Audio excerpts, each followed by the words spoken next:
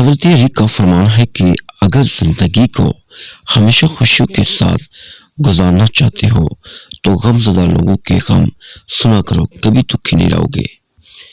اپنے دن کا آغاز صدقہ دینے سے شروع کرو، اس دن تمہاری کوئی دعا رد نہیں کی جائے گی۔ جو تمہاری خاموشی سے تمہاری تکلیف کا اندازہ نہ کر سکے، اس کے سامنے زبان سے اظہار کرنا صرف لفظوں کو ضائع کرنا ہے۔ فرمایا کہ اور کبھی غم نہ کرنا کہ دنیا آپ کے ساتھ نہیں، بلکہ خوش ہونا کہ دنیا کا مالک آپ کے ساتھ ہے۔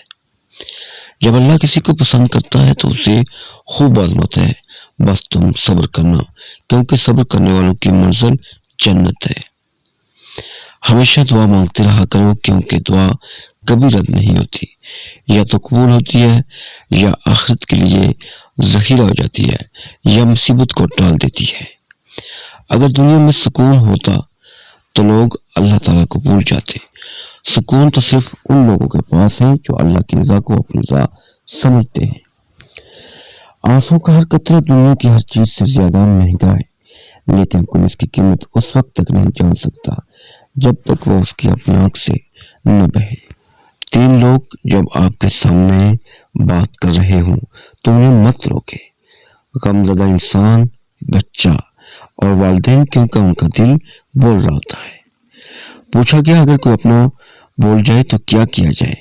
فرمایا کوئی اپنا ہو وہ کبھی بول نہیں سکتا، اور جو بول جائے وہ اپنا نہیں ہوتا۔ کسی کے خلوص اور پیار کو اس کی بے وقوفی مت سمجھو، ورنہ کسی دن تم خلوص اور پیار تلاش کرو گے اور وہ لوگ تمہیں بے وقوف سمجھیں گے۔ فرمایا کہ جب تمہیں لگے تمہارا کوئی نہیں ہے تو آسمان کی طرف دیکھنا، وہاں وہ ہے جو ہمیشہ سے تمہارا تھا اور ہمیشہ تمہارا رہے گا۔ جس خواہش کو تم اللہ کی رضا کے لیے رد کر دیتے ہو، وہ اسی خواہش پر راضی ہو کر اسے تمہارا مقدر بنا دیتا ہے۔ پاک ہے وہ رب جو برداشت سے بڑھ کر دکھ نہیں دیتا، مگر جب سکھ دیتا ہے تو انسان کی اوقات سے بڑھ کر دیتا ہے۔